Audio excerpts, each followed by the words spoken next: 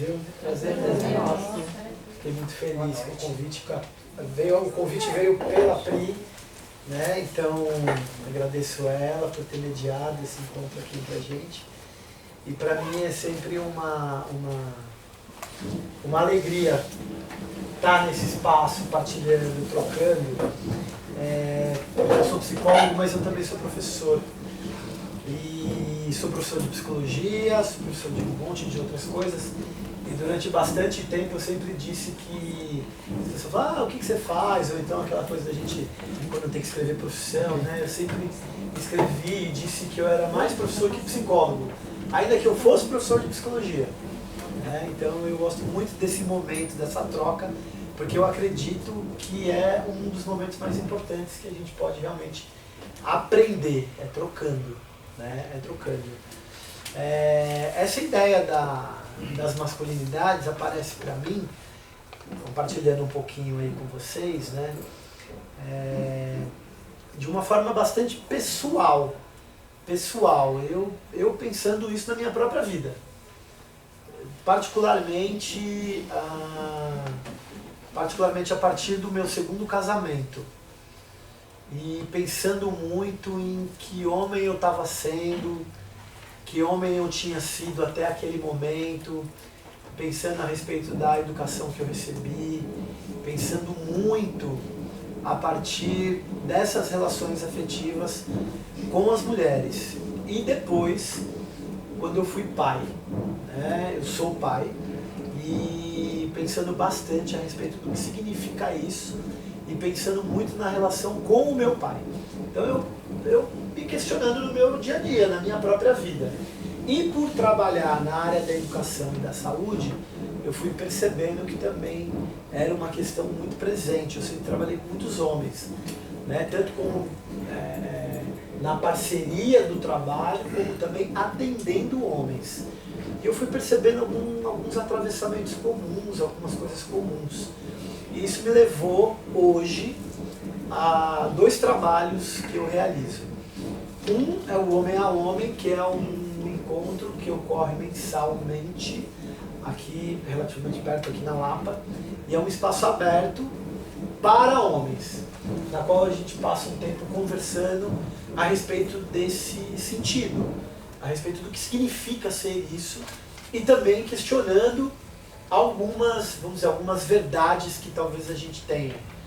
E a única exigência é que a pessoa se autodeclare, se autoperceba homem.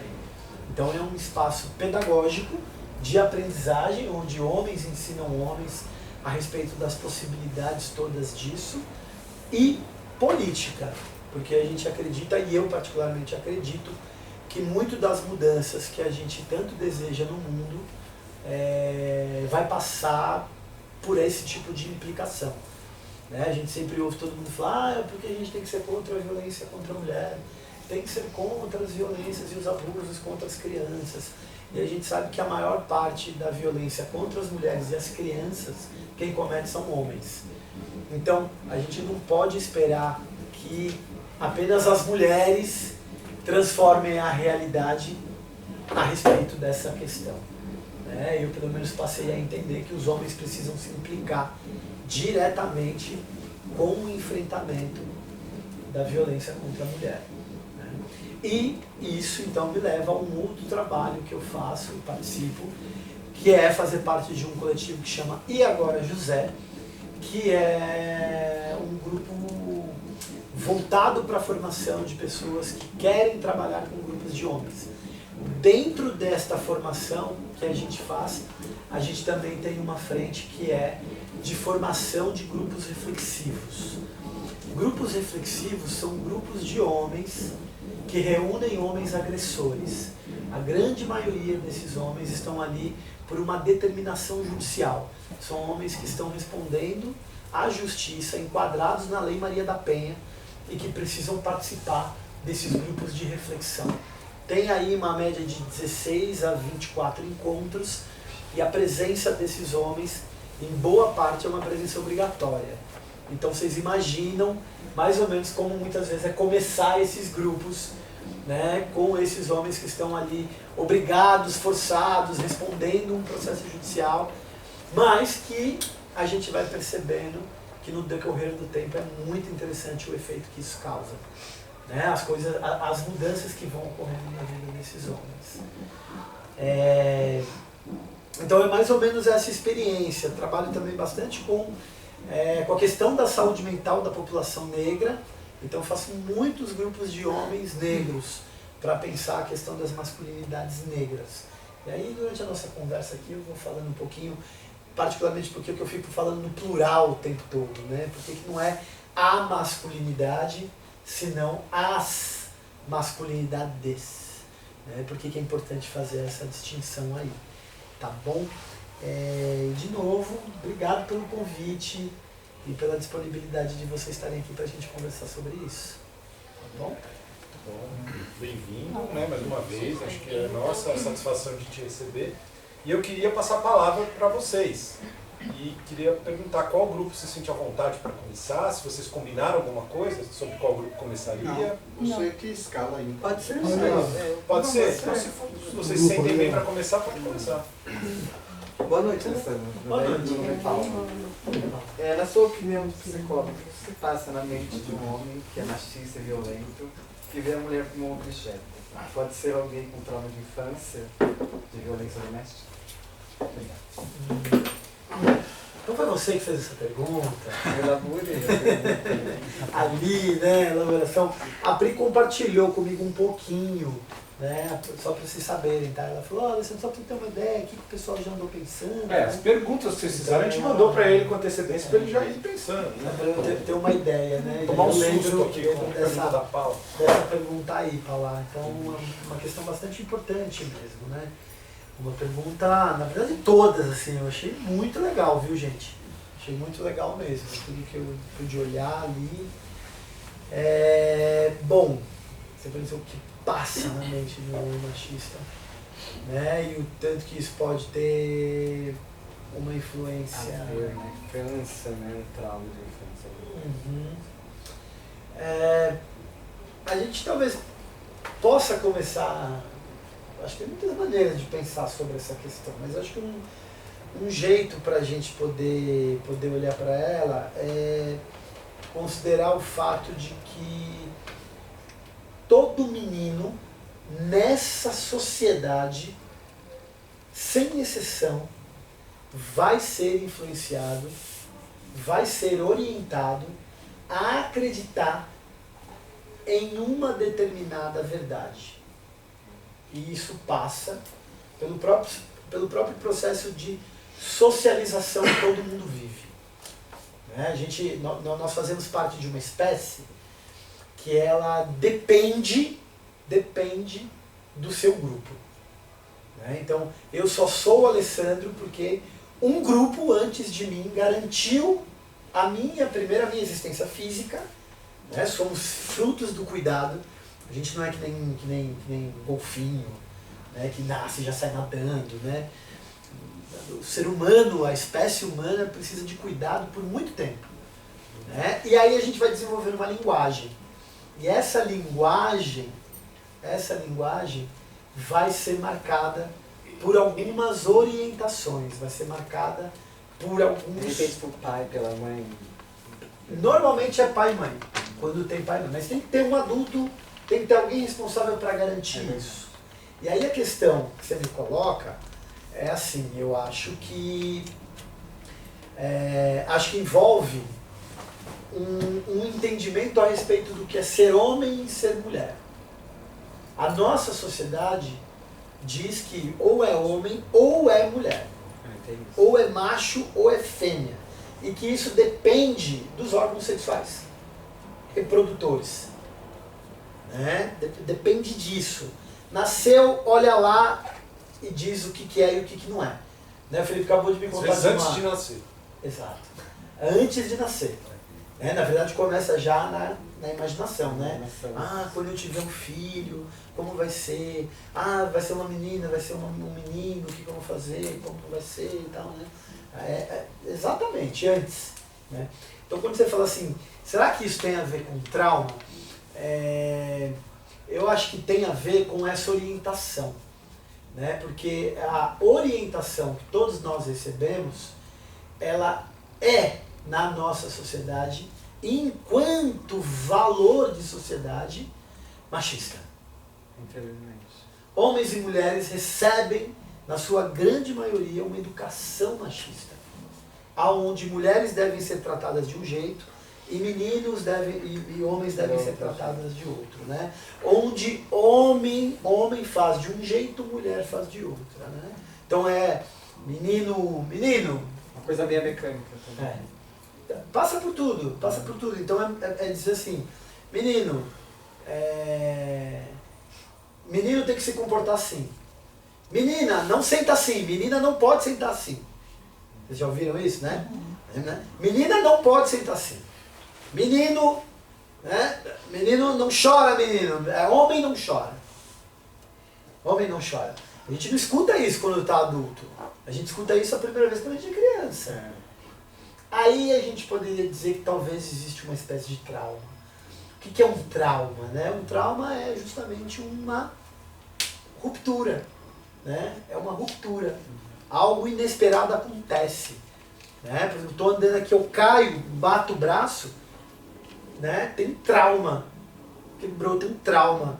E no nosso desenvolvimento... Vai ficar uma marca para sempre, vamos dizer assim. Oi? Vai ficar uma marca para sempre, né? Do trauma que a pessoa teve. Aí depende. Do É uma questão interessante essa, porque alguns traumas podem ficar, mas outros podem não ficar. Mas eu acho que a coisa mais importante, a coisa mais importante muitas vezes, é justamente a gente, ao entender o que foi que aconteceu, a gente se perguntar o que é que a gente faz com isso a partir de agora. Porque com um trauma você não volta atrás. Né? Uma coisa traumatizante, não tem volta. Então o que a gente pode se perguntar é, tá, isso aconteceu, e agora o que é que eu faço com isso? Então eu entendo quando você coloca que talvez o machismo de um homem adulto está diretamente relacionado a um trauma de infância. Mas eu diria que esse trauma é um trauma coletivo. Né? É um trauma coletivo, porque envolve a obrigação de ter que ser de um determinado modo. Né? A grande maioria dos meninos e das meninas, das crianças, não estão preocupados com essa questão. Né? Então, é que nem brinquedo. Né? Que nem brinquedo. Ah, isso aí é brinquedo de menina. Esse aqui é brinquedo de menino. Na verdade, gente, não existe brinquedo de menina e brinquedo de menino. Isso não existe. A diferença de brinquedos é entre brinquedo de criança e brinquedo de adulto. A diferença entre brinquedo de criança e adulto. Agora, isso aqui não pode porque é brincadeira de menina. Isso aqui é brincadeira de menino. Né? E é assim que a gente vai orientando como é que as coisas se comportam. Até como se veste, né? Tem que vestir azul menino, tem que vestir rosa menino. Exato. O menino não pode colocar uma roupa rosa. Exato. Não pode o rosa pode, porque... né? Mas olha que curioso, tem cultura que o azul não é necessariamente de menino e o rosa não é necessariamente de menina. Isso mostra pra gente que essa questão entre homem e mulher é uma construção social. Então, eu acho que né? Oi? De todo o país? De todo o país e até mais do que o país. Né? Até mais do que o país. Que transcende as fronteiras de um país. Porque a cultura ela é dinâmica, né? A ideia de cultura enquanto aquilo que ajuda a gente a entender quem nós somos. Então, por exemplo, aqui todo mundo fala português. Né? Porque na nossa cultura, o idioma que está presente, o idioma eleito, praticado, é o português. Né? Então, muitas dos nossos valores é transmitido em português. Só me permite um comentário, a gente conversou isso na sala, acho que alguém trouxe um depoimento e a gente disse isso, que ser homem em 2023, em São Paulo, é diferente de ser homem, por exemplo, no interior de Pernambuco, 50 anos atrás. Né? Uhum. Certas coisas hoje, tudo bem se um menino fizer aqui em São Paulo, mas essa mesma coisa, se fosse lá, ia levar uma surra, né? As pessoas têm. É isso aí. Da cidade. Então, isso, né, só para ilustrar isso que você não está dizendo de ser dinâmico. Passou 50 anos, mudou.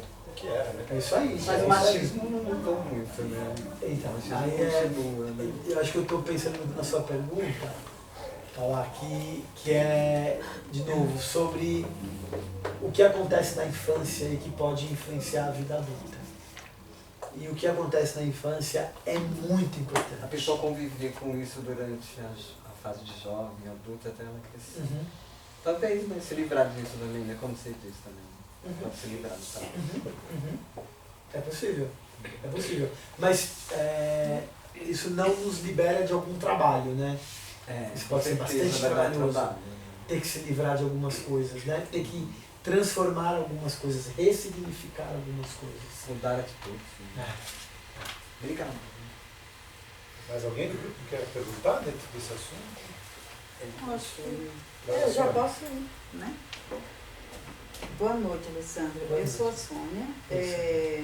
O que o silêncio sobre os sentimentos faz com a cabeça dos homens? Nossa, vocês estão começando, hein? Vai O que o silêncio faz com os homens. Olha, Sônia, uma das coisas que eu aprendi trabalhando com os homens é que praticamente a vida de todos os homens, ela em alguma medida é governada pelo medo. Né? O medo é muito presente na vida de todos os homens. Alguns homens estão mais conscientes disso, outros nem tanto. Né? O silêncio na vida de qualquer pessoa, quando não uma escolha, mas uma imposição, é uma violência. Né?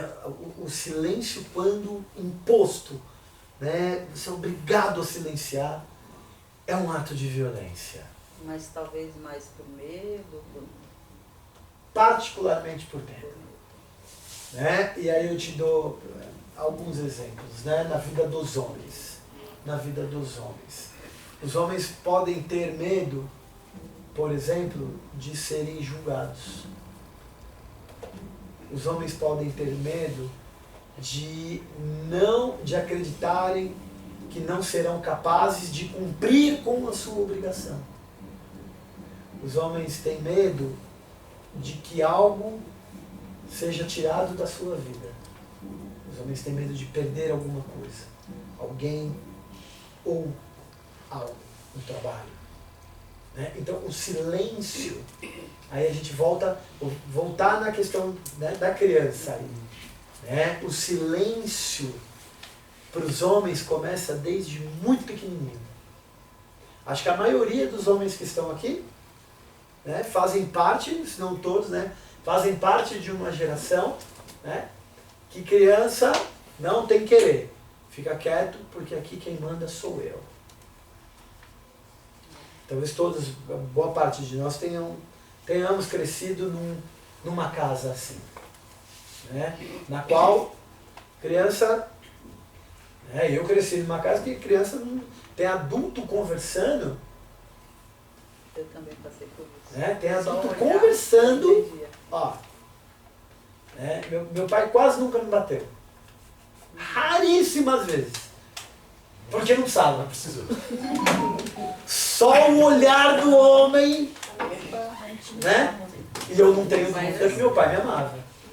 Não tenho dúvida do amor do meu pai. Né? A gente é criança. Ali, né? Quando algo poderia acontecer, quando algo que é o que a criança poderia expressar, ela recebe um olhar.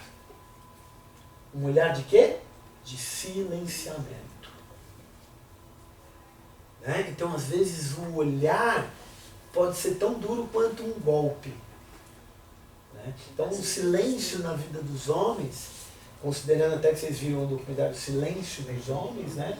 Passa por um silenciamento das necessidades mais fundamentais que a gente tem. Como, por exemplo, a necessidade da gente poder expressar medo e ser acolhido quando tem medo. Né? A grande maioria dos homens tem muita dificuldade, profunda dificuldade, em fazer isso. Né? Em acolher, proteger, particularmente se for adulto, né? Hoje tem que tá tentando mudar, né? Hoje está tentando mudar e tenta acolher as crianças, né? Mas um outro adulto, né? Um outro adulto, às vezes, a gente, diante da fragilidade do outro, muitas vezes a gente não sabe nem o que fazer. Não que a gente tenha que saber, muitas vezes não tem o que fazer mesmo. A perda de alguém amado, né? Alguém viver num luto, né? O que você diz para alguém quando vive um luto? Né? Alguém que acabou de perder uma mãe, um pai, um filho, né? Esse tipo de dor, né? Você diz, o que você diz, né? Você não diz nada, o máximo que você diz, olha, tô aqui, tá? Tô aqui. Pro que você precisar, eu tô aqui. Né? Agora, esse silêncio, com o tempo, ele vai produzindo situações muito difíceis. Né? Que em boa medida é por isso que os homens têm muita dificuldade de dizer o que sentem. Né? Por exemplo, para a grande maioria dos homens é desesperador quando tá lá com a mulher e as coisas não estão bem no relacionamento e ela diz, precisamos conversar. Gela até agora, meu Deus! Né? Você fala, a grande maioria dos homens é assim, né? Tipo, eu sei que não tá bem, você não vamos conversar. Conversar não. Aí a pergunta é, mas se a coisa não tá bem entre a gente não conversar, como é que vai ficar bem? Como é que vai ficar? Temos que conversar. Por isso que os homens fogem. Não é porque a gente não quer conversar, viu, gente? Não é porque a gente não sabe. É diferente. Às vezes a gente até quer, mas a gente não sabe. A gente fica apavorado, assim, a gente fica desesperado às vezes em dizer o que sente, em dizer que está com medo de perder o outro, em reconhecer que errou. Às vezes é medo. É uma incapacidade, não é um não desejo. Né? Por quê? Porque desde pequenininho foi orientado a não fazer isso. As mulheres, em alguma medida, são autorizadas a fazer isso.